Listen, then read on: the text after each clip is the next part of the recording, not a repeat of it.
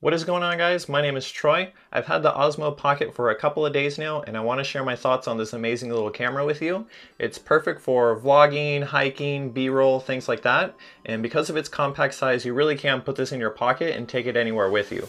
Let's start with a quick walkthrough to familiarize ourselves with the hardware. 12 megapixel camera on top, 1-inch high resolution touchscreen right here, USB accessory connector, activity indicator, microphone, record and function button, and then on the side, this is your micro SD card slot.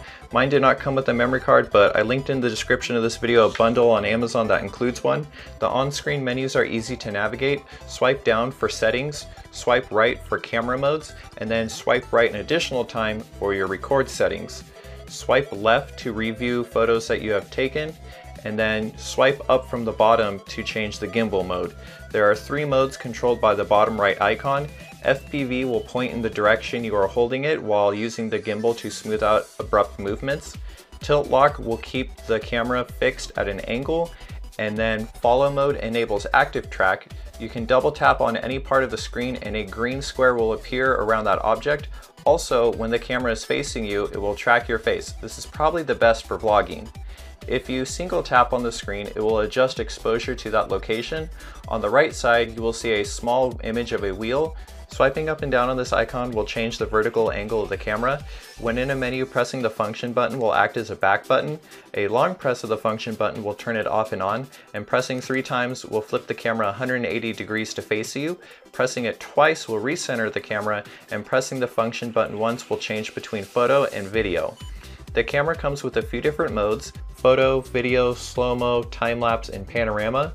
I'm very impressed with the stills from this camera. Overall, it has good exposure, balancing highlights and shadows.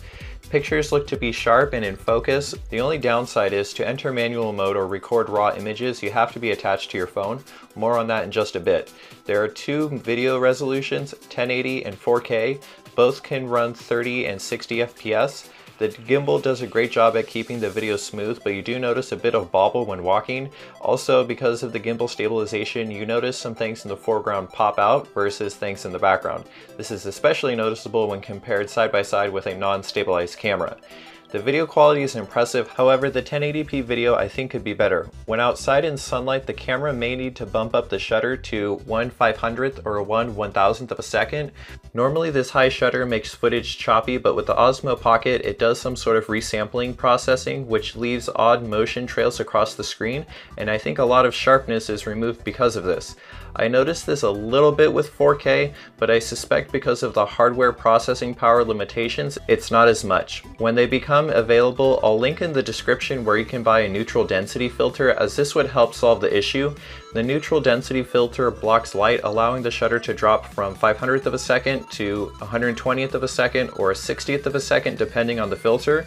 The closer your shutter speed is to your recording frame rate, the smoother the video will be and less post-processing done by Osmo. With that said, the 4K footage is very sharp and looks amazing. To test the low light, I went to this annual community event and filmed Christmas lights. The video is viewable. You will notice a lot of noise in the video as well as little detail in the shadows. If I compare this clip to a camera with a larger sensor like the Sony RX100, you will see that those floating lights are actually hanging in a tree. Photos look much better in low light compared to video, but it doesn't really hold up to a large sensor camera, as you can see a whole lot more detail in the sky in the Sony's image.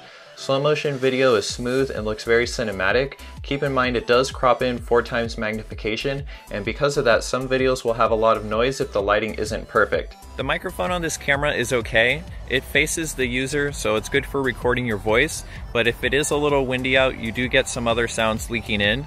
DJI has said that they've included some noise reduction technology, but I'm not convinced how much that helps. The app is called MIMO, short for My Moment. If you have used a DJI product before, it works basically the same. Your home screen has product information, there's a tab for editing video, and then a tab for live streaming. The app does unlock some features not available through Osmo's touchscreen, like Pro Mode, which enables manual exposure, histogram, overexposure warnings, and file type. Just like other DJI apps, touch the screen to focus and auto expose. You can press and drag to highlight an object for active track. Just make sure your gimbal mode is set to follow. Osmo receives updates through the app. When I first opened mine, there wasn't a slow motion setting. The second day I had it, there was an update, and when it was finished, I could record in slow-mo. I'm super impressed. The Osmo Pocket has a solid design constructed mostly of metal. You can remove this cover and attach a USB-C or lightning adapter to connect to your phone. It's rated for about 140 minutes of battery life. However, I expect this to be much less if it's connected to your phone, because just like other DJI remotes, it does charge your phone, giving you less battery to record. Speaking of how it attaches to your phone, one of my concerns is it doesn't feel secure enough for me to hold it one-handed. I always feel like I will drop my phone or Osmo will fall off. I guess you could hold your phone upside down if you wanted to take sideways video. You kind of have to use both hands when it's connected to your phone. There is a way you can connect through Bluetooth, but that accessory is sold separately. The case is well designed and securely holds Osmo.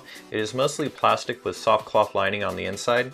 There are openings for the charger and the USB connector, so you don't have to remove it when you store it. All in all, I am blown away by the Osmo Pocket. The gimbal is butter smooth, it takes great images, and it fits in your pocket. The 1080p video is a little wonky at the moment, so I recommend getting a neutral density filter. I'll link in the description to where you can purchase one of these.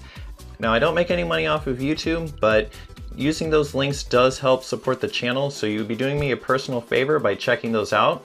I'm also going to upload 4K 60 FPS sample footage, as well as doing a comparison between this camera and the one that I'm recording with right now, which is a Sony RX100 Mark V, since that one appears to be the most popular vlogging camera out there. Be sure to subscribe to the channel so you can see when those videos come out, or click the cards on the screen.